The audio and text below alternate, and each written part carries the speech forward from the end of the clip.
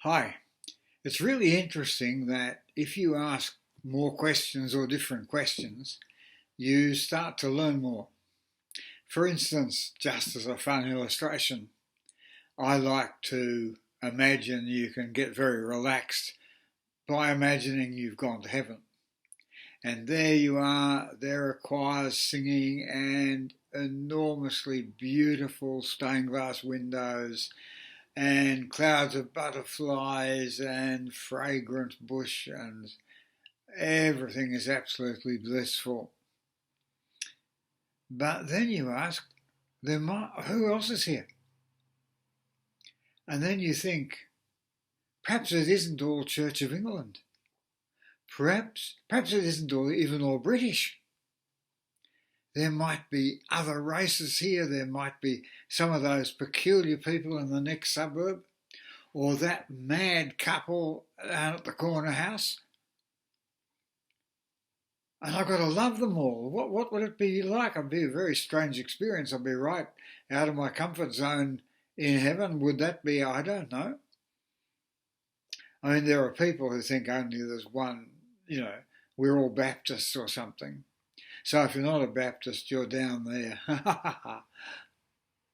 No, I don't like that sort of stuff at all. But I start to get some more complex ideas about heaven. Now, there are much more complex ideas about us and our minds. For instance, play with this. All of your memories are fantasies. All of your memories are imagination. This is actually good science because memory and imagination, very similar structures. Now, if that's so, it works like this. What you remember is your experience. Doesn't matter how factual it was your experience. Your pictures, your sounds, and your feelings. Maybe smells and taste, movement. It's your memory.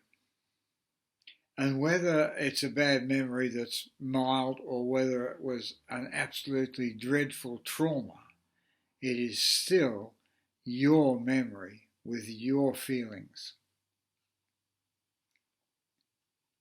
Now you keep all the good stuff, but bad stuff can be changed, that means.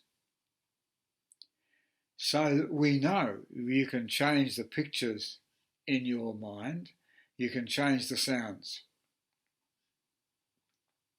You can change the feelings in your mind and body.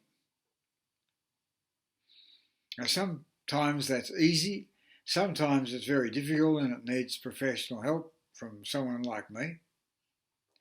But you can make changes.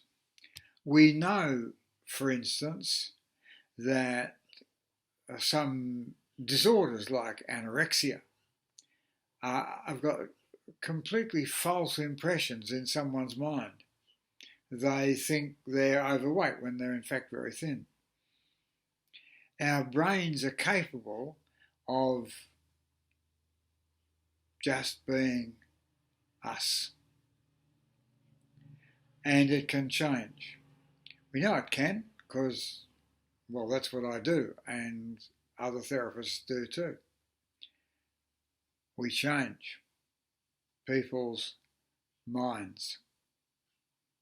I know it works because I've changed mine. And I keep doing it. It's an ongoing process of growth. It's good. And you can too. If you've got bad memories, you can change them. Now, it's not just incidents. It's self-statements. If you say, I'm shy, that covers a whole range of behaviour in different circumstances, and you might not be able to point back to some event or events in childhood that made you shine. But it's still a collection of incidents, of memories built up. Now, some of it may have a genetic background. I have a thing called rejection sensitive dysphoria. It's part of attention deficit hyperactive disorder. And that means I've got a genetic tendency to be oversensitive to rejection. So I've got to do some extra things about that to make sure I'm not sensitive to rejection.